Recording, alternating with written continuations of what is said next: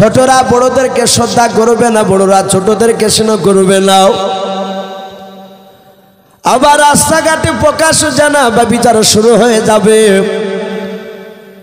আসমানে ফড়িং দেখতে পাওয়া যাবে না।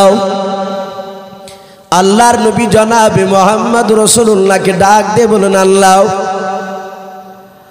এই নবী ওই সময় আপনার ধরিত্রীর বুক থেকে এমন একটা জানোয়ারের আমি প্রকাশ ঘটাবো, ওয়াইদা ওয়াকাল ক্বালু আলাইহিম আখরাজনা লাহুম দাব্বাতাম মিনাল আরদি, ওই জানোয়ারটা বের করব, জানোয়ারটার নাম হবে দাব্বাতুল আরদ। তার দিকে তাকিয়ে চারিদিকে বাপজি গোল করে দাঁড়া পড়ে ঘিরে আমরা দাঁড়িয়ে গেলাম, চিন্তিত হয়ে গেলাম।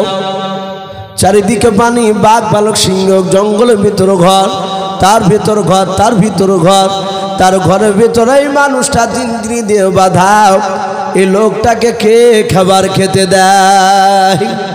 আমি বলছিলাম যে একটু দাজ্জাল ব্যাপারে একটু কথা আপনাদের সামনে তুলে ধরবো। রাত্রি প্রায় 10টা বাজতে বাজতে চলল।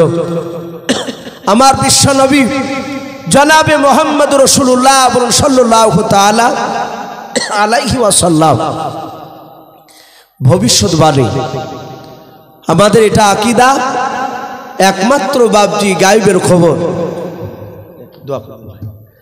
একমাত্র আমরা জানি গায়বের খবর আল্লাহ রাব্বুল আলামিন জানেন। বাপজি আমার বিশ্বনবী রহমতের নবীকে আল্লাহ রাব্বুল আলামিন জিবরিলের মারফতে অনেক বাপজি ভবিষ্যতের কথা রব্বুল আলামিন জানিয়ে দিয়েছিলেন। বলুন আলহামদুলিল্লাহ। কিয়ামতের আগে আল্লাহ রাসূল সাল্লাল্লাহু তাআলা আলাইহি ওয়াসাল্লাম অনেক আলামত বাপজি ঘটবে সেগুলো বলে দিয়েছে। আজ বর্তমান নবী বলেছেন কিয়ামতের আগে 8টা 10টা গ্রাম মিলে একটা ইমানদার মানুষ খুঁজে পাওয়া যাবে না। বর্তমান আপনি খুঁজেন গা, ইমানদার মানুষ পাওয়া খুব কঠিন। আজ থেকে বাপজি 20 বছর আগে তাহাজ্জুদ গুজারনেওয়ালা লোক হাসানপুর কালুপুরে অনেক ছিল না বাপ, এখন আর খুঁজে পাওয়া যাচ্ছে না। এখন নাই বললেই চলে। যদিও এক একজন পড়ে 2-1 দিন তো আবার চায়ের দোকানে চা খাতে খেতে সেবার তাহাজ্জুদের গল্প করে, বলো ভাই আজ রাতে উঠে দেখছি তো কুকুর কি চিল্লাই নিয়ে, আবার বলবে যে ভাই ও পাড়াতে চিল্লাচিল্লি হচ্ছিল কেন গো? তো কেন গো চাচা? তো রাত 2টার সময় আদৌ মানুষ চিল্লাইনি, এ তো সব ঘুম পাড়ছে। ও চায়ের দোকানে বলতে চাইছে, বলে হ্যাঁ গো তাহলে কি ব্যাপার? তো বলছে ওই রাতে ওযু করছিলেন তাহাজ্জুদ পড়ার লেগে, দেহ হইচই করছিল। সবাই শোধাচ্ছে মতো শুনিনি, আর শুনবা কি কিনা তোমরা ঘুম আসিলে? নাই বাপ, তাহাজ্জুদ গুজারনেওয়ালা এগুলো বাপকে লোকের সামনে বলা যাবে না, এগুলো লোক দেখানো হয়ে যাবে। নাই তো এই 8টা 10টা গ্রাম মিলে বাপজি খুঁজে পাওয়া খুব মুশকিল। ভালো করে লক্ষ্য করে দেখা যাচ্ছে সে নামাজ পড়ছে, কপালে ঘটা, গোপনে খোঁজ নিয়ে দেখা যাচ্ছে সুদে টাকা খাটাচ্ছে, না হলে হারাম কাজ তার মধ্যে জড়িত আছে।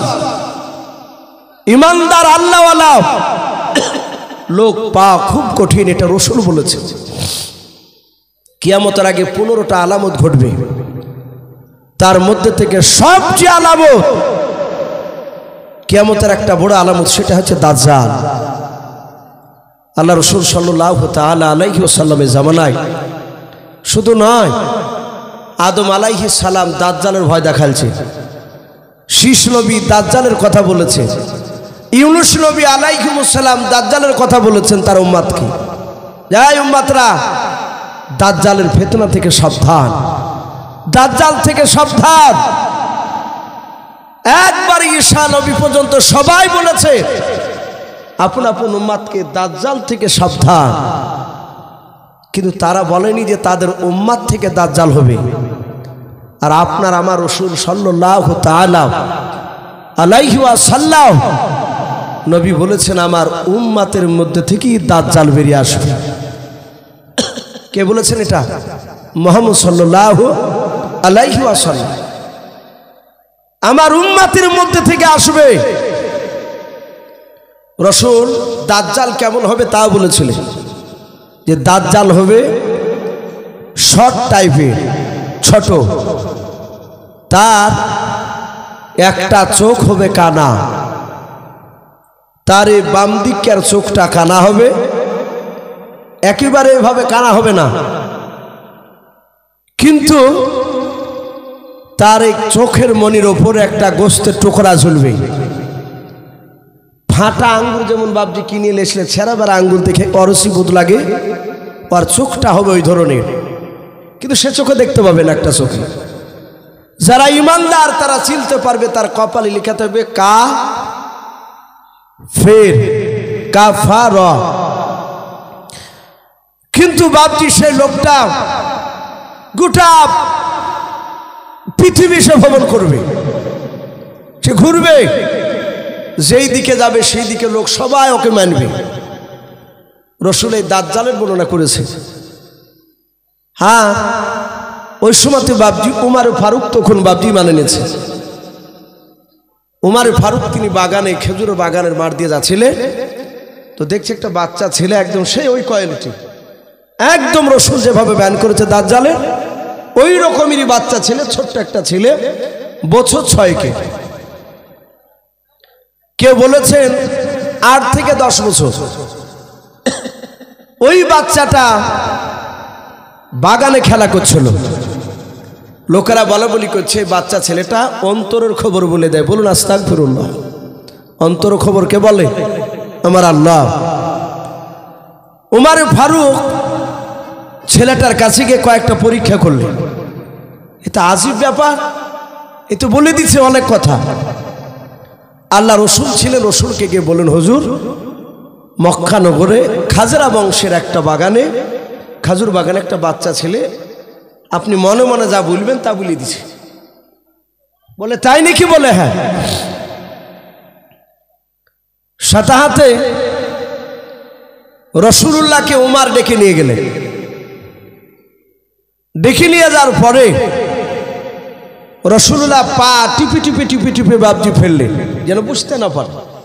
এই সময় মুখ করেছিল। নবী গিয়ে পেছনে গিয়ে ভাবে বাচ্চা ছেলেটার হাত দিলেন। ঘটনাটা সম্ভবত বুখারীতে এসেছে। যাহাতে হাত দিলেন, নবী বলেন কে আমি? বলো তো। গলাটা একটু অন্য নকল করি। ছেলেটা বলে দিল তুমি আব্দুল্লাহর সন্তান মুহাম্মদ সাল্লাল্লাহু আলাইহি ওয়াসাল্লাম।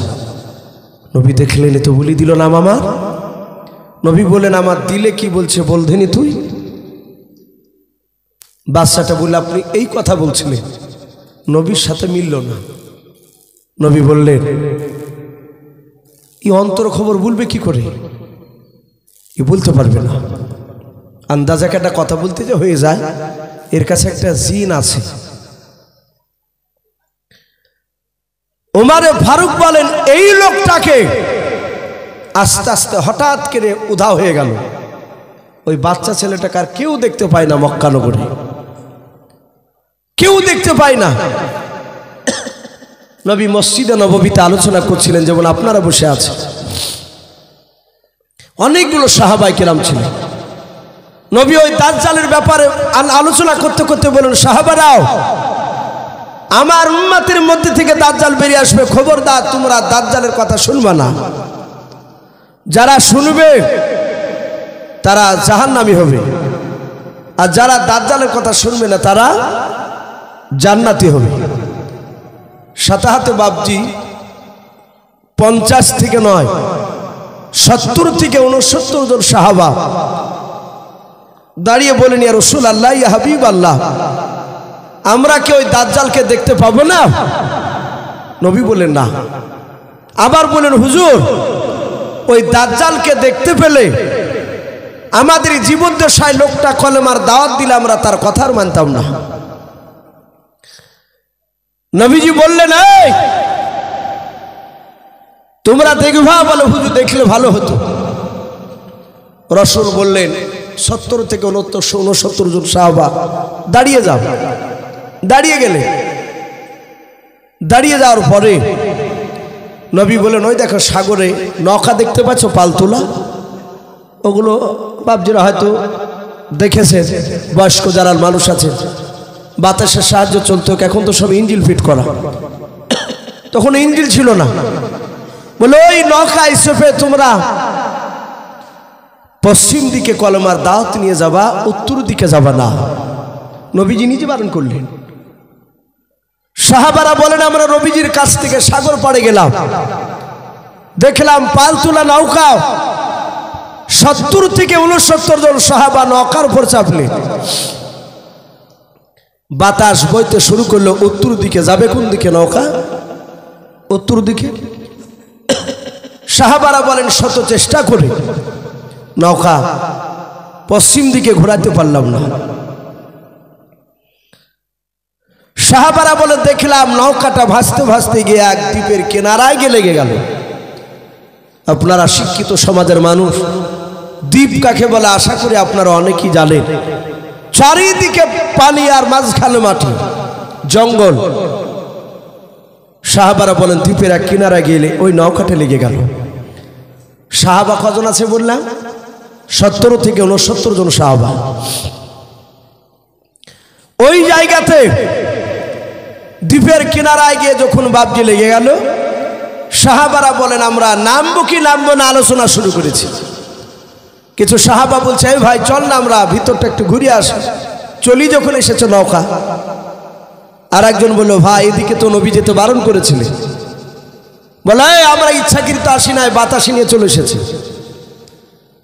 সাহাবারা বলেন আমরা আলোচনা করছিলাম আর হঠাৎ করে দেখলাম ওই জঙ্গলে বাঘ ভালুক সিংহ রয়েছে। কিছু সাহাবা বলছে ভাই নামলি তো খেয়ে নেব। আবার কিছু সাহাবা বলছে এই ভাই আমাদেরকে খাবে না, আমরা তো নবীর সাহাবা। সাহাবারা বলছে নামবো কি নামবো না আলোচনা শুরু করেছি। হঠাৎ করে দেখলাম ওই জঙ্গলের ভিতরে থেকে একটা আজীব ধরনের জানোয়ার বেরিয়ে আসে। কোরআন শরীফে বাপজি ওই জানোয়ারটার ব্যাপারে বলেছেন আল্লাহ, ওয়াইদা ওয়াকাল ক্বালু আলাইহিম আখরাজনা লাহুম দাব্বাতাম মিনাল আরদি তুকাল্লিমুহুম আন্নান নাসা কানু বিআয়াতিনা লা ইউকিনুন। আল্লাহর নবী জনাবে মুহাম্মদ রাসূলুল্লাহ সাল্লাল্লাহু তাআলা আলাইহি ওয়াসাল্লামকে ডাক দিয়ে বলেছেন হে নবী আপনি বলে দেন 1 2 3 4 করে 15টা যখন কিয়ামতের আলামত যখন প্রকাশ হয়ে যাবে, ছোটরা বড়দেরকে শ্রদ্ধা করবে না, বড়রা ছোটদেরকে স্নেহ করবে না।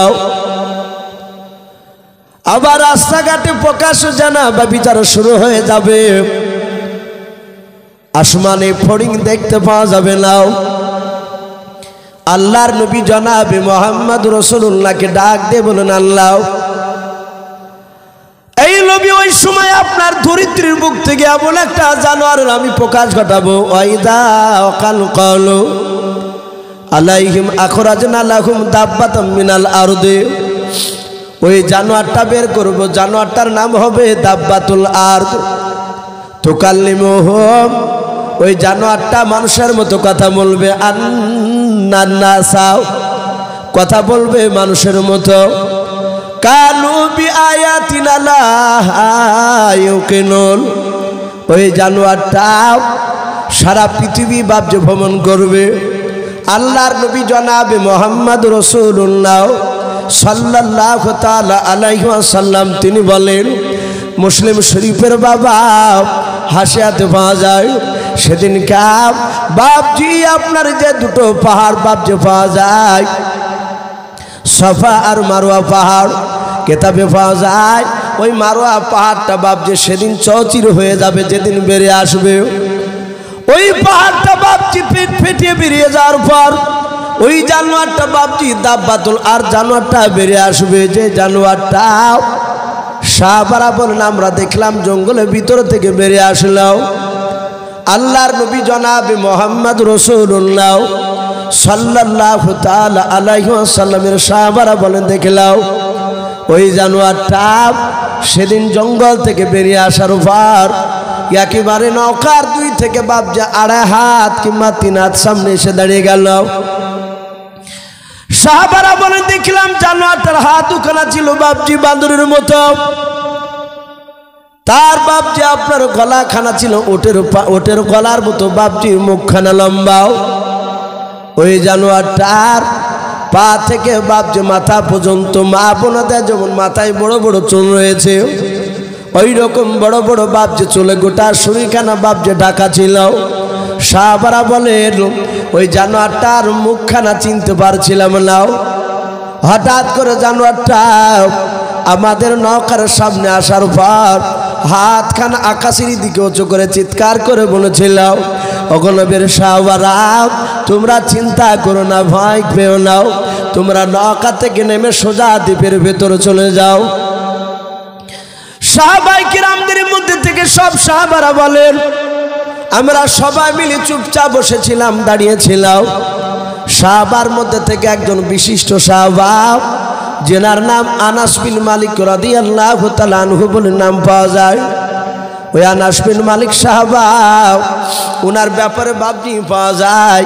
উনি বলেন আমি দেখলাম একেবারে কাছাকাছি এসে যখন কথা বললাম, আনাস বিন মালিক ডাক দিয়ে বলেছিল, রে জঙ্গলে জানোয়ার, আমাদেরকে যে নৌকা থেকে নেমে দ্বীপের ভিতরে যেতে বলছিস? বলে হাও। ওই জঙ্গলের জীব জানোয়ার পশু পাখিরাও বাঘ ভাল্লুক সিংহ দেখতে পাওয়া যায়, তারা কি আমাদেরকে খাবে না? জানোয়ারটা বলেছিল, গো নবীর সাহাবা, যদি প্রকৃত নবীর সাহাবা হও, তোমাদের খাওয়া তো দূরের কথাও, তোমাদের একটা পশম পর্যন্ত স্পর্শ করবে না। বলুন সুবহানাল্লাহ। আল্লাহর নবীর সাহাবা বলল, গো জানোয়ার, এই নৌকা থেকে নেমে দ্বীপের ভেতরে গিয়ে আমরা কি দেখব?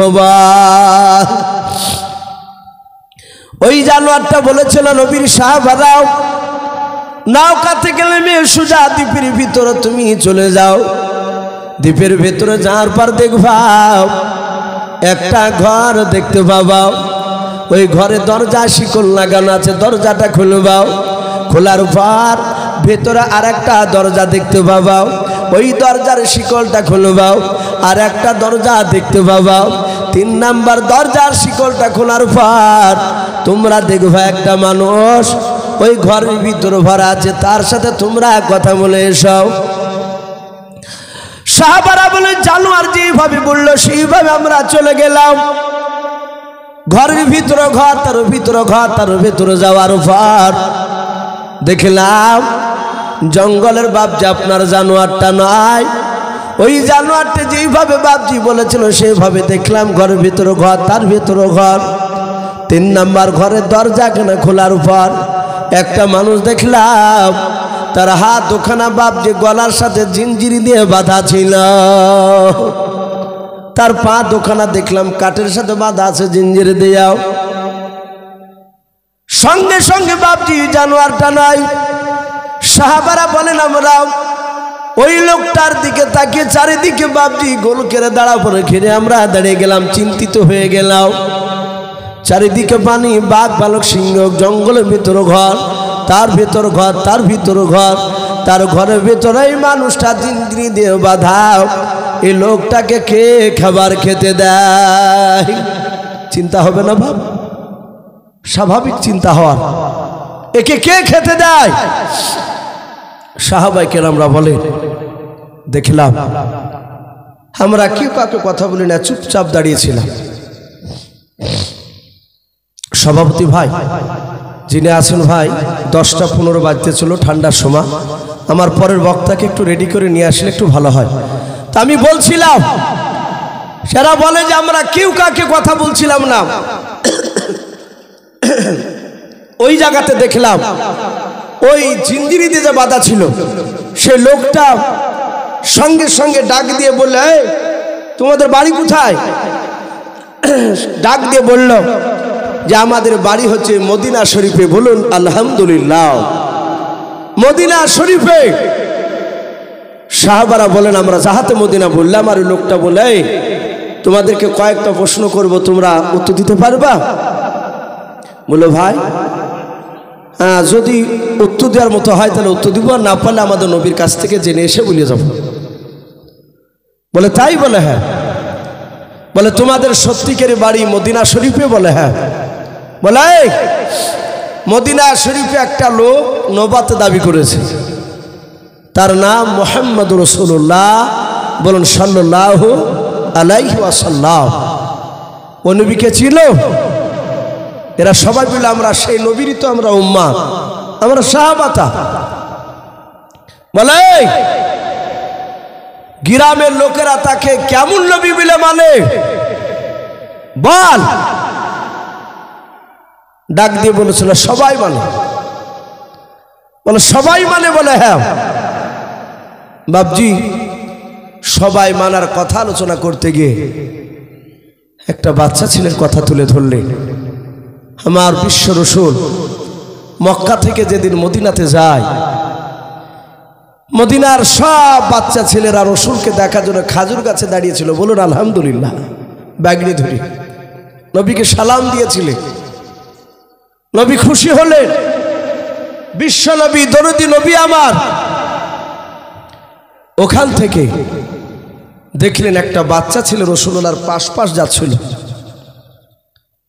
নবী আমার 4.5 বছরের বাচ্চা ছেলেটাকে হাত দিয়ে ধরলেন।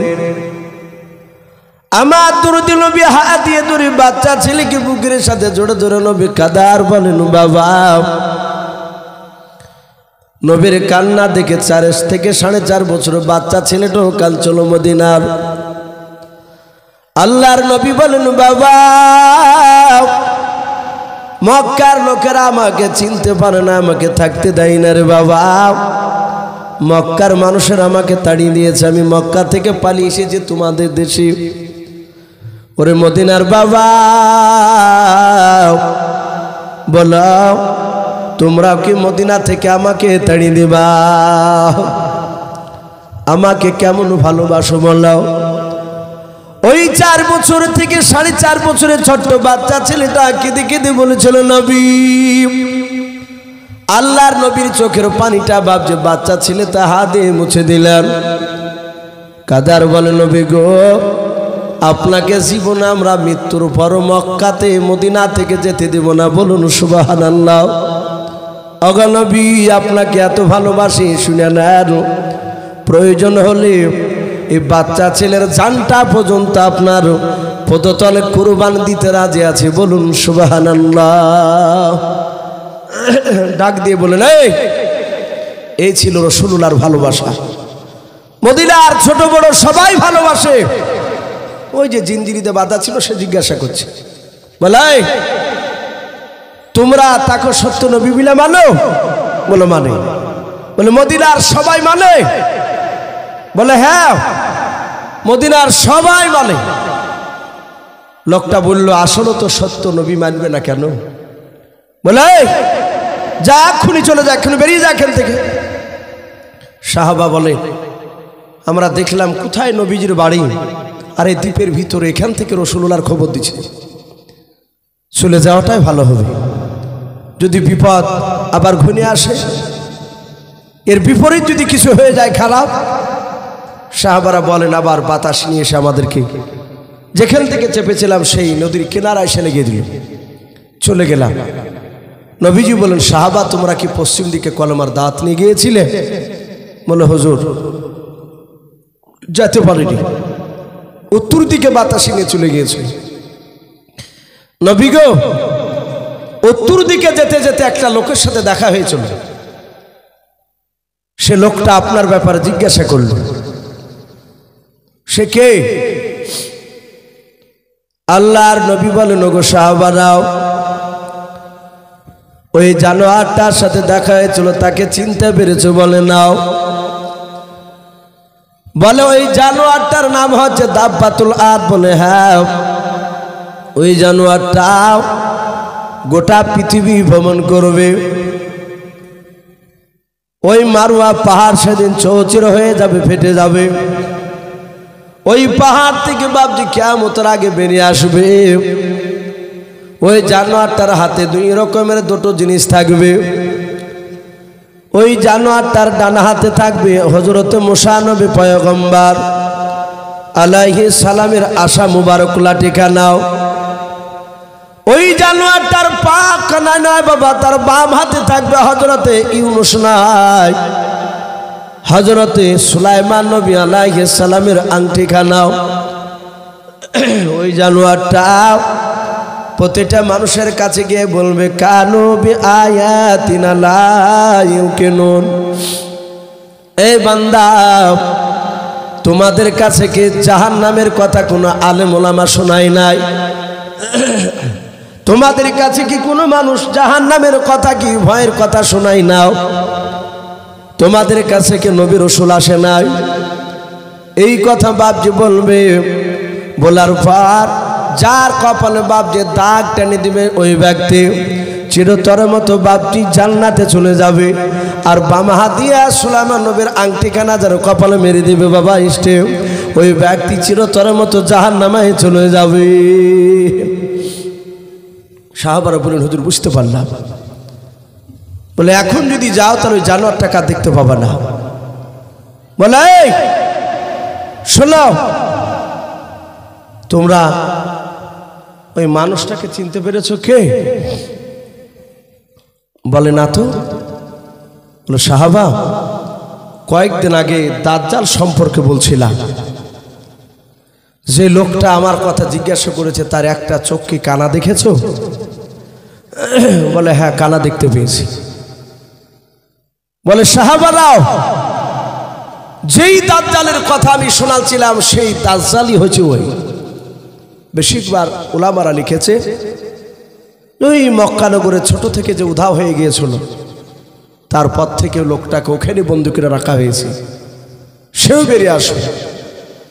বাপজি এখন দাজ্জালের বাপজি অনেক মামাতে খালাতে ভাই বাপজি বেরিয়ে গিয়েছে। তা আমি আপনাদের সকলকে বলবো, বাপ আল্লাহ আমাদের সকলকে যেন দাজ্জালের ফিতনা থেকে যেন হেফাজত করুন। বলুন আল্লাহুম্মা আমিন, আল্লাহুম্মা আমিন।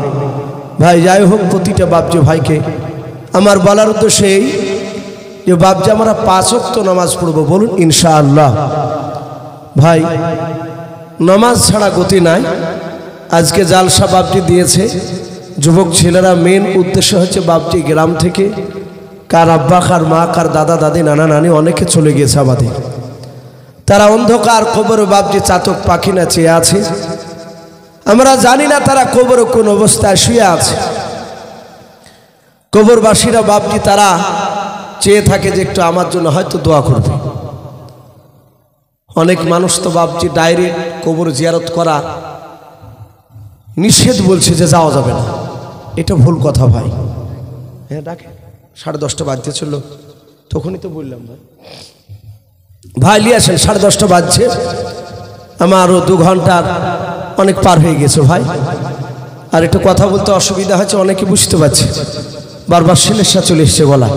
তো ভাই যাই হোক, আমি বলছিলাম যে আপনার মৃত্যু ব্যক্তির কবরে রাসূল বলেছেন মাঝে মাঝে কবরে যাও। নবীজি প্রথমে কবর জিয়ারত করা নিষেধ বলেছেন, তারপরে নবী আবার অনুমতি দিয়েছে। কবরে গেলে মৌতের কথা স্মরণ হয়। বলুন আলহামদুলিল্লাহ। কিন্তু এখন বাপজি উল্টো হয়েছে। এখন মাটি দিতে গেলে যত দুনিয়ার গেল্লা ওই কবর গায়ে হয়েছে। দেখেন আমরা দেখেছি দাঁড়িয়ে থাকলে কিছু মানুষ গেল্লা করার লেগে কথা বলার লেগে সুর করে মৌলবীদের কাছে আসে। একা দাঁড়িয়ে থাকবেন আর 5 জনা যাবে, গেলি উঠবন্তি কথা আলোচনা শুরু হয়ে যাবে। বাপজি এগুলো আপনি আমি লোককে জায়গা দিই বলে মানুষরা কথা বলার সুযোগ পায়। মানুষ আসবে, ও সরিয়ে আসবে, আর আপনি আর একটু দূরে সরিয়ে যাবেন, যে বলবেন ভাই একটু দোয়া দরুদ পড়ো। ওর কথাতে কান না দিলে দেখবেন এখানে গেল্লার আসবে না। আমরা কবরের চিন্তা করি নাই। আল্লাহ রাসূল বলেছেন কবরের কাছে মাঝে মাঝে যাও, কবর দেখলে তোমার মউত স্মরণ আসবে। ওই কবরে সব বেটা বাপজি শুয়ে আছে, খুবই খতরনাক ভয়ঙ্কর কবর। তাই প্রতিটা বাপজি ভাইকে বলবো, ভাই আমরা 5 ওয়াক্ত নামাজ পড়বো। বলুন ইনশাআল্লাহ। নামাজ আল্লাহ রাসূল এত গুরুত্ব দিয়েছে। মোবাইল পড়ে গেছে যাক ভাই, একটা মোবাইল আর একটা চাবি পড়ে গিয়েছে। যাদের হয়তো হারিয়ে গিয়েছে ভাই, পড়ে গিয়েছে, তারা হয়তো একটু অনেক চিন্তিত অবস্থায় আছে, স্টেজের উপর আছে। সঠিক প্রমাণ দিয়ে আপনারা সভাপতির কাছ থেকে এই মোবাইল একটা আর একটা চাবি নিয়ে যাবেন। কোনো বাবজি কোনো ভাইয়ের যদি পড়ে যায়, আপনারা এখানে এসে সঠিক প্রমাণ দিয়ে নিয়ে যাবেন। পাওয়া গেছে একটা মোবাইল আর একটা চাবি। তো ভাই আমি বলছিলাম নামাজ এত কঠিন। রসুল বলেছে নামাজ হচ্ছে আমার দিলে ঠান্ডা। বলুন আলহামদুলিল্লাহ। রসুল যখন মৌতের শয্যায় ছটফট করছিলেন, ইন্তেকালের 3 দিন আগে, মা আয়েশা সিদ্দিকা রাদিয়াল্লাহু তাআলা আনহা রসুলকে এভাবে ধরে আছে। হযরতে রসুল বাবজি নামাজ পড়াতে যেতে পারেননি 17 ওয়াক্তের ফরজ নামাজের। বলুন আলহামদুলিল্লাহ। নবী জিন্দা অবস্থায় 17 ওয়াক্তের ফরজ নামাজের ইমামতি করতে পারেনি মাথার যন্ত্রণায়। নবীজির বাপজি বন্ধু আবু বকর সিদ্দিক রাদিয়াল্লাহু তাআলা আনহু, তিনি নামাজ বাপজি ইমাম হিসাবে নামাজ পড়াচ্ছিলেন। কিতাবে লিখেছে আসরে নামাজের টাইম পার হয়ে যাচ্ছে, রসুল বেরোচ্ছে না ঘর থেকে। রসুলের ঘরটা হুজরাখানা আর মসজিদে নববীর ঘর একটাই দেওয়াল ছিল। দেওয়াল একটা দরজা ছিল, দরজার পারে রসুলুল্লাহর ঘর, ওই পারে মসজিদে নববী। সাহাবারা লক্ষ্য করলে নবী আসছে না কেন? আবু বকর সিদ্দিক রাদিয়াল্লাহু তাআলা আনহু আর সব সাথী ভাইরা আল্লাহর নবীজির দরজায় সালাম দিলেন। নবীজির বাপজি দরজা থেকে উত্তর মেরে আসলো। আল্লাহর নবী বলেন আয়েশা, এক্ষুনি তুমি পর্দার আড়ালে চলে যাও, আমার কাছে সাহাবারা আছে, কথা বলবে। মা আয়েশা সিদ্দিকা রাদিয়াল্লাহু তাআলা আনহা তিনি আড়ালে চলে গেলেন।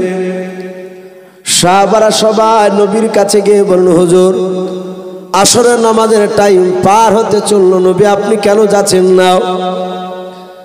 নবী আমার কাদার বলেন, সাহাবারা আমি মাথার যন্ত্রণায় আর দাঁড়াতে পারছি না, আমি ইমামতি করতে পারবো না। তোমাদের মধ্যে হযরত আবু বকরকে ইমাম করে নামাজটা পড়িয়ে না। আবু বকর হাওমা করে কাঁদছেন, বুঝতে পেরেছেন আর মৃত্যুর আগ পর্যন্ত নবীকে আমরা ইমাম হিসাবে আর নামাজ পড়তে পাবো না।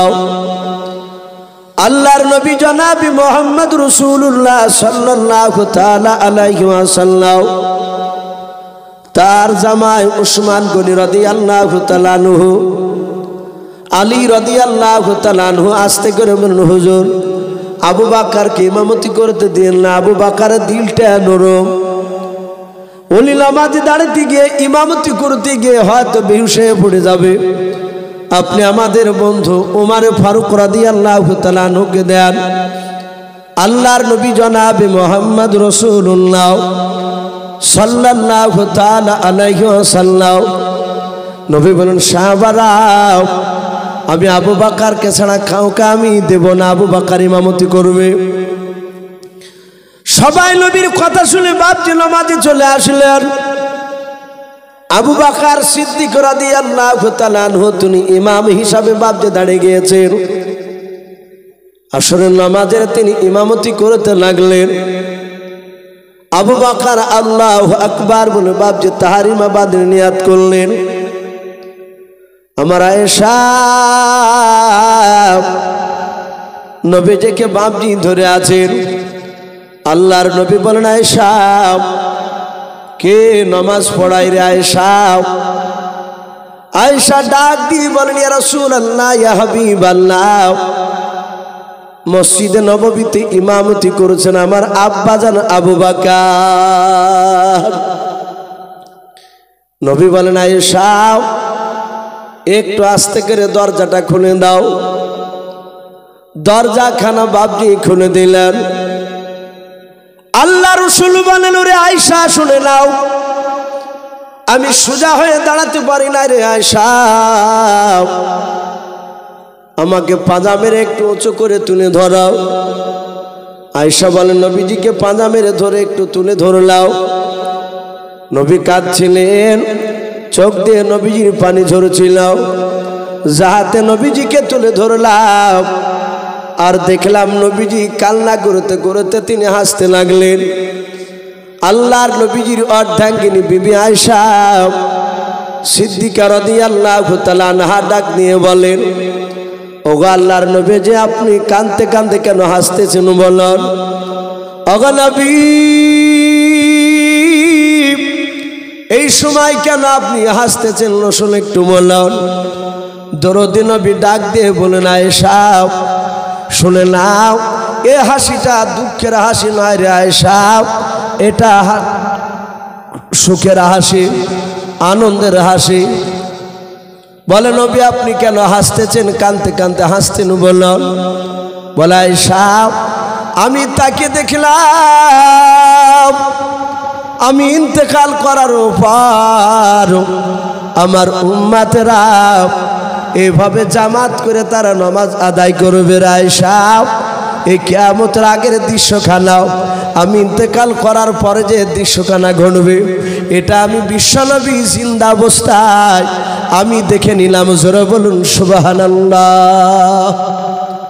সম্মানিত ভাইরা, আমার বাবা জীবনেরা, এসে রসুল বলেন, আয়েশা, নামাজ পড়লে আমার চোখ শীতল হয়ে যায়। আমরা পড়বো তো বাপজি? বলুন ইনশাআল্লাহ। নামাজ ছাড়া বাপজি গতি নেই। নামাজবিহীন কোনো মানুষ বাপজি জান্নাতে তো পারবে না। হ্যাঁ, আল্লাহ রাব্বুল আলামিন, আপনি আমি নামাজ পড়িনি, আল্লাহ আমাকে হয়তো মাফ করলো, আপনাকে মাফ করলো, সেটা ভিন্ন কথা। কিন্তু আপনাকে আমাকেই যে মাফ করবে এর কোনো গ্যারান্টি আছে বাপ? বলেন। এই জন্য বাপজি নামাজ পড়া লাগবে। আজ আমরা শীতের সময় বাপজি ফজরে অনেকে বাপজি নামাজ পড়তে যায়, দেখা যায় স্বামী স্ত্রী বিছানায় শুয়ে আছে, ল্যাপের ভিতর থেকে স্বামী বেরোচ্ছে, স্ত্রীকে ভালো করে ঢেকে ঢুকে দিছে, বলছে তুমি শুয়ে ঘুমাও, আমি মসজিদ থেকে নামাজ পড়ে আসি। স্ত্রীকে তার বলা উচিত ছিল, বিবি তুমিও নামাজ পড়তে উঠে দাঁড়াও। কিন্তু বাপজি আমরা সেটা বলি নাই।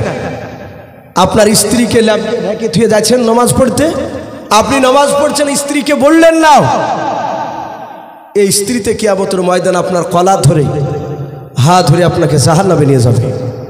বলে আমার স্বামী নামাজ পড়েছিল, আমাকে নামাজ পড়ার কথা বলে নাই। ছেলেরা বাপজি সেদিন সাক্ষী দিবে বিরুদ্ধে, মেয়ে তো সাক্ষী দিবে। এই জন্য বাপজি আমরা সকলেই নিজেরা নামাজ পড়ব এবং বাড়ি ছেলেদেরকে বাপজি মসজিদে নামাজ পড়তে যাওয়ার জন্য হুকুম করব। বলুন ইনশাআল্লাহ। আর মা বোনেদেরকে তাদেরকে বাড়িতে নামাজ পড়তে বলবো। বাপ, নতুন জিনিস চালু হয়েছে, মেয়ে ছেলেদেরকে নিজে মসজিদে ঢোকাছে। বাপ, মেয়ে ছেলেদেরকে, আমাদের এলাকা তো তৈরি হয়ে গেছে, দেখলাম একই মসজিদে বেটা ছেলে নামাজ পড়ছে, মেয়ে ছেলে পড়ছে। এর আগে একটা জালসা নিয়ে গেছে, ঠান্ডাতে বাপ জমছে ভাই, সেদিন চাদরটা তো নিয়ে যায়নি, তো যে ভাই একটু গায়ে দাও, কিছু পাওয়া যাবে না, তো একটু শুয়ে আছি। তো ইমাম সাহেব দেখছে বাপজি 4 খেয়ার থান মেয়ে ছেলে, থান বাইর করে বলছে হুজুর শুয়ে থাকেন, 1 কোট থেকে দিছে 60 করে। আরে ভাই ইয়া দিছিস কেন রে ভাই? হাসটা বলছি, এসো ভাই, এটি নেন হাতের মাথায়, বাড়িতে সব পাওয়া যাচ্ছে না, সব মেহমান এসেছে, তো এতগুলো থান কোথায় পালি রে ভাই? তোর বিবি টিবি থাকে নাকি এখানে কোনো কামরা টামরায়? তো বলছে না ভাই, এখানে মেয়ে ছেলে নামাজ পড়তে আসে। বাপজি, মেয়ে ছেলেকে আমরা মসজিদে যেতে দেবো না, আমরা মা বোনেদেরকে বাড়িতে নামাজ পড়তে বলবো। বলুন ইনশাআল্লাহ। আর বেটা ছেলেদেরকে বাপজি মসজিদে নামাজ পড়তে যেতে বলবো। হ্যাঁ, যদি কেউ মনে করে ফরজ নামাজ মসজিদে পড়বো, সুন্নাত নামাজ বাড়িতে পড়বো, এটা সাহাবারা করতেন। আল্লাহ রসুল বলেছিলেন বাড়িকে কবর বানায়ও না। তাই সাহাবারা বেশিরভাগ তারা সুন্নাত বাড়িতে পড়তেন, নফল বাড়িতে পড়তেন, ফরজ নামাজ মসজিদে জামাত আদায় করতেন। আবার কে কেউ বাপজি মসজিদে পড়তেন, কিন্তু বাড়িতে পড়লেও গুনাহ নেই, ভালো। কিন্তু মা বোনদেরকে আমরা সাথে করে মসজিদে নিয়ে যাব না। বলুন ইনশাআল্লাহ। তাদেরকে বাড়িতে পড়ার জন্য হুকুম করব। ভাই, আমার ভাইজান চলে এসেছেন, আপনাদের সামনে মূল্যবান কথা উনি আলোচনা রাখবেন। যেহেতু ঠান্ডার সময় বাপজি, আমরা ইনশাআল্লাহ ওনার শেষ দোয়া নিয়ে বাড়ি যাব। আল্লাহ রাব্বুল আলামিন বক্তা শ্রোতা সকলকেই বেশি বেশি করে বলাচ্ছে বাপজি, শোনাচ্ছে, আমাদেরকে আমল করার তৌফিক দান করুন। বলুন আল্লাহুম্মা আমিন। বক্তা শ্রোতা সকলকে বাপজি দোয়া করি কোরআন এবং সুন্নাত অনুযায়ী আমল করার তৌফিক দান করুন। বলুন আল্লাহুম্মা আমিন, আল্লাহুম্মা আমিন।